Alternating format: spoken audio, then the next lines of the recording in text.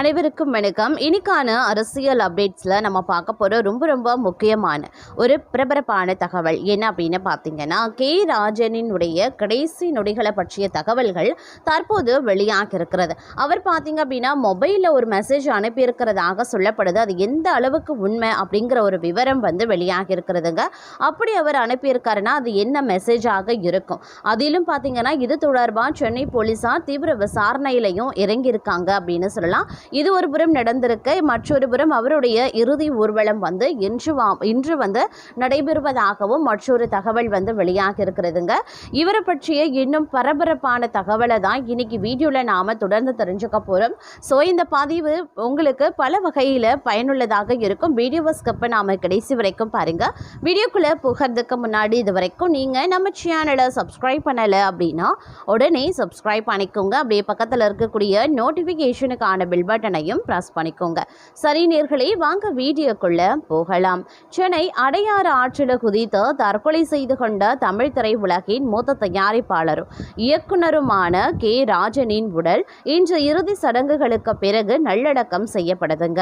நேற்று பிரேத பரிசோதனை முடிந்து குடும்பத்தாரிடம் ஒப்படைக்கப்பட்ட அவருடைய உடலுக்கு திரைத்துறையினர் மற்றும் அரசியல் தலைவர்கள் திரண்டு அஞ்சலி செலுத்தி வந்துட்டு இருக்காங்க.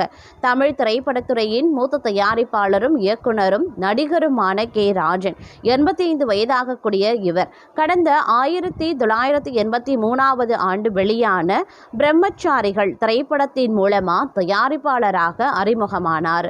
டபுள்ஸ், அவள் பாவம், நினைக்காத நாளில்லை உள்ளிட்ட பல படங்களை தனது தயாரிப்பு நிறுவனத்தின் மூலம் உருவாக்கினார்.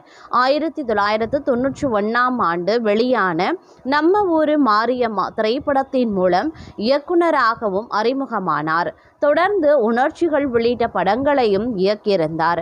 கபடி கபடி, பாம்பு சட்டை, துணிவு, பக்காசூரன் உள்ளிட்ட பல திரைப்படங்களில் நடிகராகவும் நடித்திருக்கிறார். தமிழ்நாடு திரைப்பட தயாரிப்பாளர் சங்கம் மற்றும் தமிழ்நாடு திரைப்பட விநியோகஸ்தர்கள் சங்கம் போன்ற அமைப்புகளில் முக்கிய பொறுப்புகளில் இவர் வகித்திருக்காரு கே ராஜன் அப்படின்னு சொல்லலாம். கடந்த சில வருடங்களாகவே திரைப்பட இசை வெளியீட்டு விழாக்கள் மற்றும் திரைத்துறை நிகழ்ச்சிகளில் தொடர்ந்து பங்கேற்று சிறிய பட்ஜெட் தயாரிப்பாளர்களின் பிரச்சனைகள், நடிகைகளின் சம்பள உயர்வு மற்றும் தயாரிப்பாளர்கள் எதிர்கொள்ளக்கூடிய நிதி சிக்கல்கள் குறித்து வெளிப்படையாகவே அவர் கருத்து தெரிவித்தும் வந்திருந்தார். இளம் இயக்குநர்களுக்கு குறைந்த செலவில் திரைப்படம் தயாரிப்பது குறித்தும் ஆலோசனைகள் வழங்கி வந்த இவர் சமீபத்தில் நடைபெற்ற பிராமிஸ் திரைப்பட விழாவில் பங்கேற்றதே அவருடைய கடைசி பொது நிகழ்ச்சியாகும். கே ராஜனின் மறைவுக்கு தமிழ்நாட்டின் முதலமைச்சர் ஜோசப் விஜய் உள்பட தமிழ் திரைப்படத்துறையினர், அரசியல் தலைவர்கள் மற்றும் ரசிகர்கள் பலரும் ஆழ்ந்த இரங்கலை தெரிவித்து வந்துட்டிருக்காங்க. இந்த துயரமான முடிவுக்கு பின்னணியில் இருக்கக்கூடிய காரணங்கள் குறித்து பல்வேறு யூகங்கள் எழுந்திருக்கிறது. கே ராஜன் கடந்த சில காலமாகவே மன உளைச்சலில் இருந்ததாகவும், திரைத்துறையில் நிலவி வரக்கூடிய சில மறைமுக நெருக்கடிகள் மற்றும் வயது முதிர்வு சார்ந்த தனிப்பட்ட காரணங்களால் அவர் இந்த விபரீத முடிவை எடுத்திருக்கலாம் என்றும் நெருங்கிய வட்டாரங்களில் பேசப்படுகிறது. குறிப்பாக சிறிய தயாரிப்பாளர்களின் உரிமைகளுக்காக தொடர்ந்து குரல் கொடுத்து வந்தவருக்கு திரையுலகில் ஏற்பட்ட சில ஏமாற்றங்கள் மன ரீதியாக பாதிப்பை ஏற்படுத்தி இருக்கலாம் என்கிறார்கள். போலீஸ் தரப்பில் இந்த சம்பவம் குறித்து தீவிர விசாரணை மேற்கொள்ளப்பட்டு வருகிறது. அடையாறு ஆற்றில் அவர் குதித்த போது அங்கிருந்த சாட்சிகளிடமும் அவரது குடும்பத்தினரிடமும் காவல்துறையினர் வாக்குமூலம் பெற்றுள்ளனர். முதற்கட்ட விசாரணையின்படி இந்த சந்தேகத்திற்கு இடமில்லாத தற்கொலைதான் என்பதை போலீசார் தரப்பு உறுதிப்படுத்தியிருக்கிறது. மேலும் அவர் தற்கொலை செய்வதற்கு முன்னதாக ஏதேனும் கடிதம் எழுதி வைத்துள்ளாரா அல்லது யாருக்கேனும் மெசேஜ் அனுப்பினாரா என்ற கோணத்திலையும் அடையாறு போலீசார் விசாரணையை முடுக்கிவிட்டுள்ளனர். இந்த நிலையில கே ராஜன் தற்கொலை செய்து கொண்ட விவகாரம் தற்போது விஸ்வரூபம் எடுத்துள்ளது. நேற்று முன்தினம் சென்னை அடையாறு ஆற்றில் கே ராஜன் திடீரென குதித்து உயிரை மாய்த்து கொண்டார். அவரது உடல் பிரேத பரிசோதனைக்காக அவரது உடல் சென்னை ராயப்பேட்டை அரசு மருத்துவமனைக்கு அனுப்பி வைக்கப்பட்டிருந்தது. நேற்று போஸ்ட்மார்டம் முடிந்து அவரது உடல் குடும்பத்தினரிடம் முறைப்படி ஒப்படைக்கப்பட்டிருந்தது. இதனைத் தொடர்ந்து சென்னை அடையாறில் இருக்கக்கூடிய அவருடைய இல்லத்தில் திரையுலகினரின் அஞ்சலிக்காக உடல் வைக்கப்பட்டிருந்தது.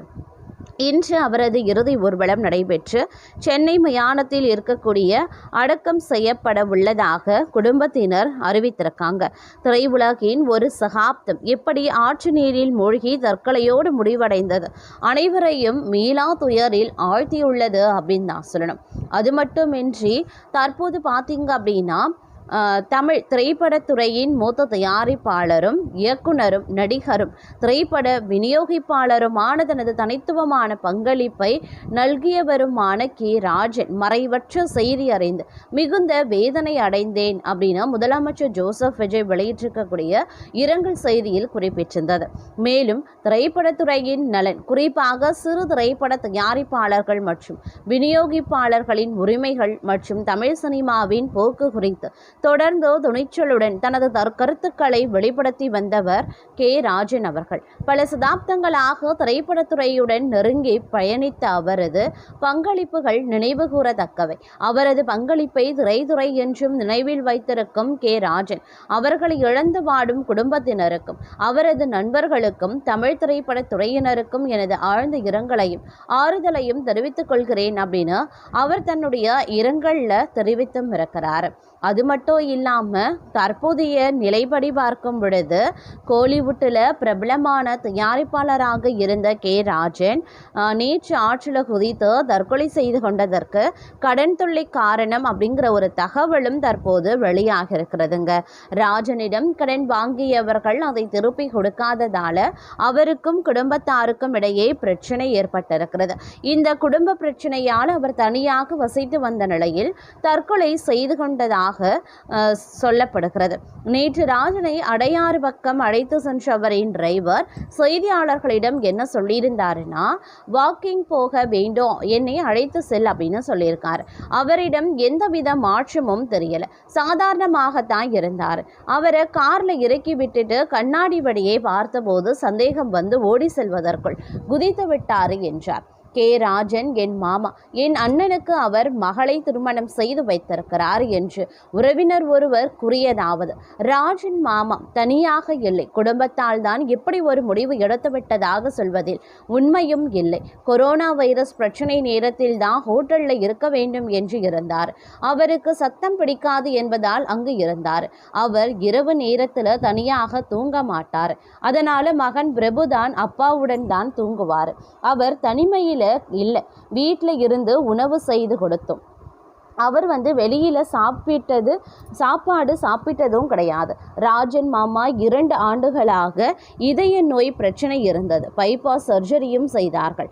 4 நாட்களாக பார்த்தீங்க அப்படின்னா முன்பு ஃபேஸ் மேக்கர் வைத்திருந்தாங்க. அதற்கு ரூபாய் 12 லட்சம் செலவாகியிருந்தது. குடும்பத்தார் ஆதரவுடன் அவர் பார்த்தீங்கன்னா இது எல்லாமே குடும்பத்தாருடைய ஆதரவுடன் தான் நடந்திருக்கிறது. அவர் இதுவரை யாரிடமும் கடன் வாங்கியது கிடையாது அப்படின்னும் குறிப்பிட்டிருக்காங்க.